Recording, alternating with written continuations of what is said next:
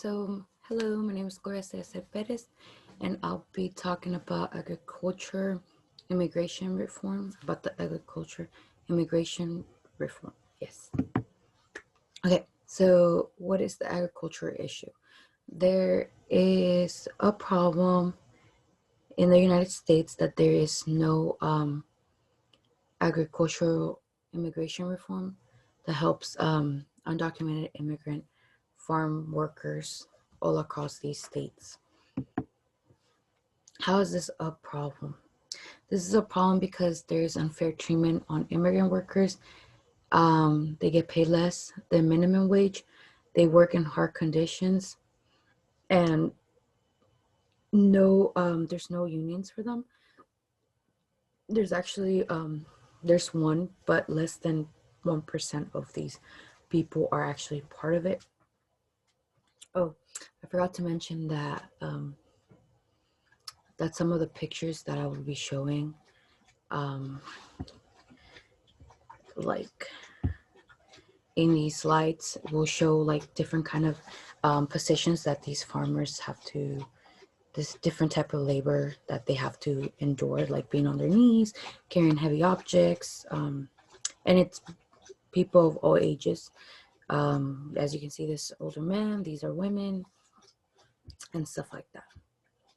Okay, migrant versus immigrant workers. Okay, so migrant workers are people who come from other countries to the United States or move to another country within the United States to look for a seasonal job. So, for example, if a person moves from Texas to California to work on picking on during the almond season, and then they move back to Texas, that's a migrant worker. Or if they come from Mexico and just come to um, the States to work during the almond season again, and then they move back to Mexico after working 3 months, then that's a migrant worker. An immigrant worker are people that come from another country, but they stay in the States permanently, and they usually do not have a permit to work here. They settle to work for these farms because it is unskilled labor, which doesn't require a lot of rigorous thinking or yeah, and they don't require a lot of these farmers don't require social security number or documents, and that's what they lack. States highly reliant on immigrant workers. It's California, Texas, Washington, Florida, Oregon, North Carolina. I mean, these workers help them pick from oranges to grapes to strawberries, almonds, lemons. I do want to point out that Washington has been #1 producer of apples and sweet cherries, and that is because these workers have really, really increased their output and um, their sales. And these are just like, obviously, as you can see in the PowerPoint, these are just some of the examples that I found, but there's many other things that are produced in these states and other states, and these are not the only states that highly depend on depend on undocumented immigrant workers. There's other states, but these are just like the big states that depend on them. Okay, wages. They get paid less than minimum wage to do double the work. Undocumented immigrants make 3 to 5% less in terms of wages.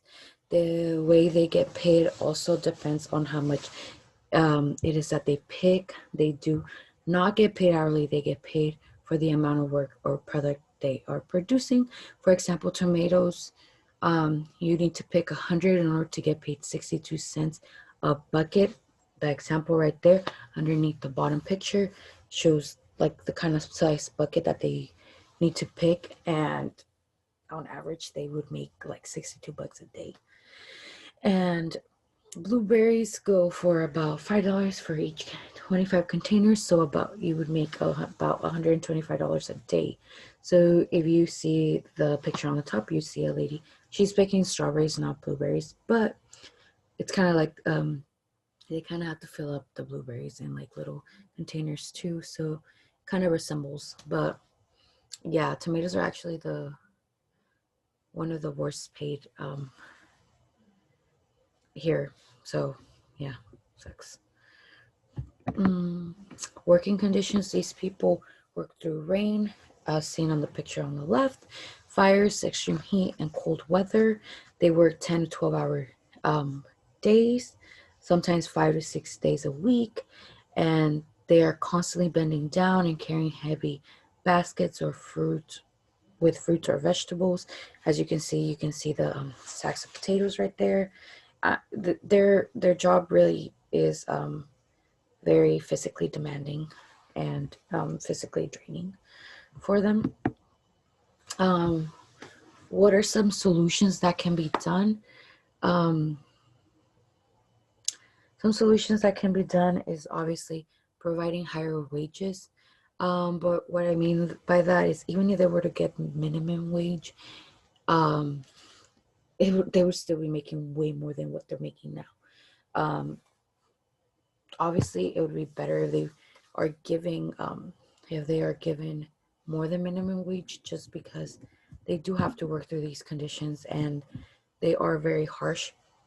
Also, providing proper resting areas during work hours with shade and bathrooms. These farmers farm in the same land, constantly, so they should have at least they should provide more than just a porta potty um, for people to use. And sometimes they just provide that one porta potty, and about 100 to 150 people have to use that one porta potty. So it's very unfair. And providing more unions for these workers, having something that they can fall back on, is very much necessary, especially because some of these people do not speak any English at all. Whether it is they come from Mexico or other parts of the world, they don't speak the language, and it's harder for them to defend themselves. So having a union that actually stands up for them and you know does something for them, I think it's a big deal. And also providing health plans and physical therapy. So as I mentioned before, the constant picking and demand that their body takes from working.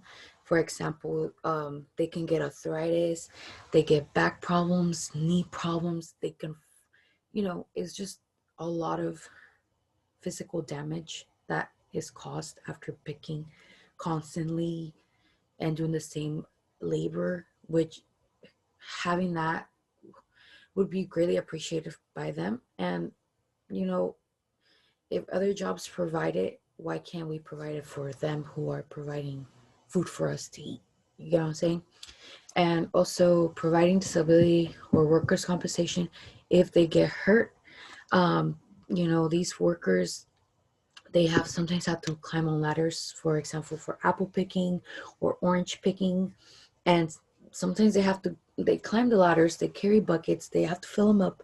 And if they were to fall or something, they get hurt and bye bye, you're on your own, type of thing. As opposed to, as you know, if they were to get hurt, they can get some type of aid, which I don't know, it's important, especially if they're providing for their family. Another thing is provide benefits, especially if there's drastic circumstances. For example, the coronavirus, when it happened, these people were risking their lives to put food on our table.